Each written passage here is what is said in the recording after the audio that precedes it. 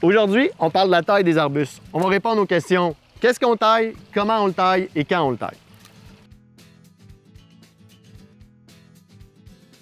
Le premier type de taille va être la taille d'entretien.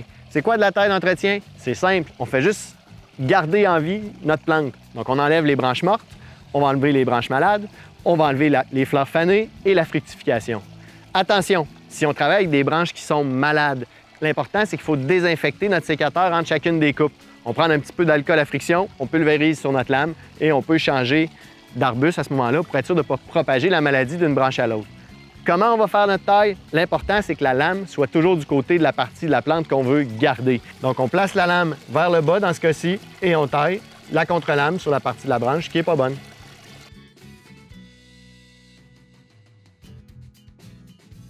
La taille de rajeunissement, c'est qu'on va redonner de la vigueur à notre plante. Avec le temps, les tiges vont devenir plus grosses, il n'y aura plus de feuillage décoratif dessus. Puis c'est ce qu'on veut, hein? Surtout pour un modèle de plante comme celui-ci, qu'on a un beau feuillage décoratif, bien, on aime ça pouvoir garder de la couleur sur l'ensemble de notre plante. On va garder les plus jeunes tiges qui vont prendre l'espace, puis on va venir éliminer les grosses tiges à l'intérieur. Pour ce faire, on peut s'aider de notre sécateur à deux mains puisqu'il faut rentrer à l'intérieur de notre plante. Puis dans certains cas, comme dans le cas du berbéris ici qui est épineux, bien, ça ne me tente pas de me piquer. Donc avec mon sécateur, on va chercher les vieilles branches à l'intérieur.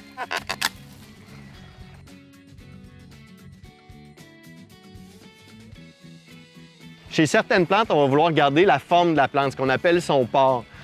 Comme dans ce cas-ci, l'aspirée qui a un port arrondi, des fois, on va juste vouloir l'arrondir un petit peu plus. On va venir couper dans les parties vertes tendres. On peut faire ça dans du buis aussi, lesquels on garde en forme de haie, et chez certains conifères. Donc, on fait juste couper dans la partie verte pâle sur le dessus, idéalement, juste dans le cas d'une spirée, tout de suite après sa floraison.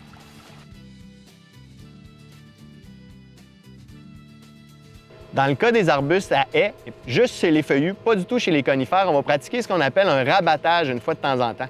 Quand la plante a poussé vraiment très haut, puis qu'on n'a plus de feuilles à la base, puis qu'on a perdu de l'intimité, on va couper les grosses branches vraiment à ras le sol, un 10 à 15 cm, pour forcer la plante à refaire de nouvelles tiges l'an prochain et comme ça nous redonner l'intimité qu'on a perdue avec le fil des années. Donc on y va de façon sévère, vraiment on rentre à l'intérieur de la plante et on coupe l'ensemble des tiges. On a vu le quoi tailler et le comment tailler, il reste à déterminer le quand. Un truc assez simple, on se base sur la période de floraison. S'il y a une floraison printanière, on va tailler en début d'été quand la floraison est passée. Ce qui fleurit au cours de l'été et à l'automne, on taille en automne tard ou au début du printemps. Quel type de taille on va effectuer? Ça va être une taille d'entretien ou une taille de formation sur laquelle on va se baser sur ces dates-là. Pour ce qui est du rabattage et de la taille de rajeunissement, comme c'est dans des plantes principalement au feuillage décoratif, on va les pratiquer à l'automne quand on va fermer notre terrain. Pour ce qui est des conifères, bien encore là, on va tailler dans la jeune pousse au printemps, aux alentours de la Saint-Jean-Baptiste quand les lilas sont en fleurs, ou on va faire une seconde taille à l'automne aussi. Sur ce, bonne taille!